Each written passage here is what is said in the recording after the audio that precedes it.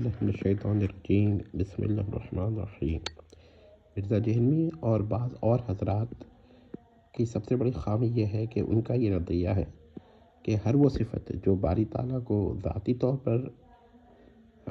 حاصل ہے وہ غیر اللہ کو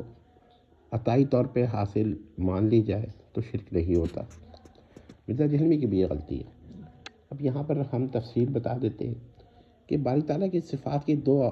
اقسام ہیں۔ پہلی قسم یہ ہے جس کو صفات خاص کہتے ہیں، صفات خاصہ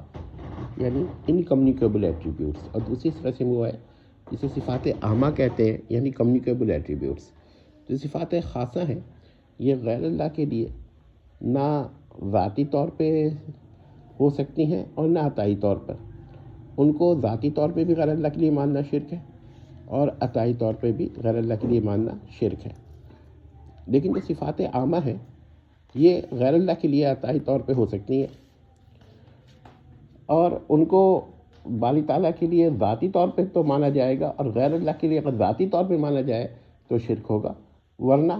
عطائی طور پہ مانا جائے تو شرک نہیں ہوگا۔ ویسے ہم ذاتی اور عطائی کی اصطلاحات کو پسند نہیں کرتے، بلکہ اس کے مقابلے میں ہم قدیم اور حادث کی اصطلاحات پسند کرتے ہیں، یا غیر مخلوق اور مخلوق کی اصطلاحات کو پسند کرتے ہیں۔ ہم یوں کہیں گے کہ صفات خاص وہ ہیں جو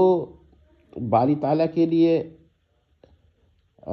قدیماً ثابت ہیں اور غیر اللہ کے لیے حادثاً یا حدیثاً۔ اب یہاں پر حادث اور حدیث کا بھی فرق کر دیں کہ بعض حضرات حادث اور حدیث کو ایک ہی معنوں میں لیتے ہیں، اور بعض حضرات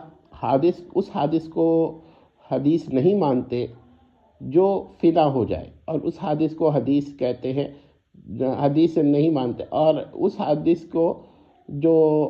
فنا ہو جائے اس کو حدیث کہتے ہیں، اور جو حادث فنا نہ ہو اس کو حدیث نہیں کہتے۔ مثال کے طور پر جنت جو ہے یہ حدیث نہیں ہے کیونکہ یہ فنا نہیں ہوگی، لیکن یہ جو ہے جہنم، اس پر بعض علماء کا خیال ہے کہ یہ حدیث ہے، یعنی کہ وہ فنا ہو جائے گی یا کم از کم اس میں کوئی رہے گا نہیں۔ تو حادث وہ غیر قدیم ہے جو فنا نہیں ہوگا،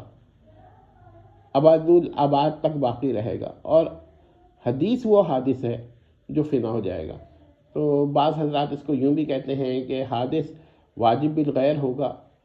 تو وہ فنا نہیں ہوگا، ہاں قدیم بھی نہیں ہوگا، اور اگر حادث حدیث ہوگا تو اسے واجب بالغیر نہیں کہیں گے، واجب الوقوع کہیں گے۔ اس طرح کی باتیں بہت ہیں۔ تو بہرحال اب یہ جو علم الغیب کا مسئلہ ہے وہ بیسیکلی ہے بھی یہ کہ جن کے نزدیک علم الغیب باری تعالیٰ کی انکمیونیکیبل ایٹریبیوٹس میں سے ہے یا صفات خاصہ میں سے ہے، وہ غیر اللہ کے لیے نہ ذاتی طور پہ ثابت ہو سکتی ہے نہ عطائی طور پر، اور جو حضرات اس کو کمیونیکیبل ایٹریبیوٹس میں مان لیتے ہیں تو وہ کہتے ہیں کہ بھائی غیر اللہ کے لیے ذاتی طور پہ تو نہیں مانی جا سکتی، عطائی طور پہ مانی جا سکتی ہے۔ یہ میں نے آپ کو اس فرق کی بنیاد بتا دی ہے، لیکن بہرحال ہمارے نزدیک تو انکمیونیکیبل ایٹریبیوٹس میں سے ہی ہے، تو اس کو دیکھ لیں۔ ہاں البتہ ایسا ہوتا ہے کبھی کہ آپ یہ کہتے ہیں کہ کمیونیکیبل ایٹریبیوٹس جو ہیں وہ قطعی طور پر ثابت نہیں ہیں اور اس پہ اختلاف ہے، یا انکمیونیکیبل ایٹریبیوٹس قطعی طور پہ ثابت نہیں ہیں، ہو سکتا ہے کہ ان میں اختلاف ہو،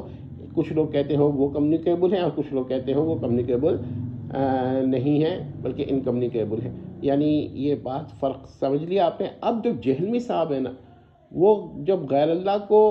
منی گاڈ یا گاڈ کہہ رہے ہوتے ہیں، مخلوق اور گاڈ کہہ رہے ہوتے ہیں، تو وہ کیا کہہ رہے ہوتے ہیں کہ خدائی کو یا خدائی کو یا خدائیت کو، بلکہ خدا کا اچھا لفظ ہے، خدائیت کو، گاڈ ہوڈ کو، ڈیوینٹی کو وہ انکمیونیکیبل نہیں لے رہے، کمیونیکیبل لے رہے، اور یہ بہت بڑا غلط بات ہے، یہ شرک ہے، یہ کفر ہے۔ تو ذرا غور کر لیجئے گا کہ بعض دفعہ ایسا ہوتا ہے کہ انکمیونیکیبل کو کمیونیکیبل ماننا شرک ہو جاتا ہے اور کفر ہو جاتا ہے۔ والسلام تمت۔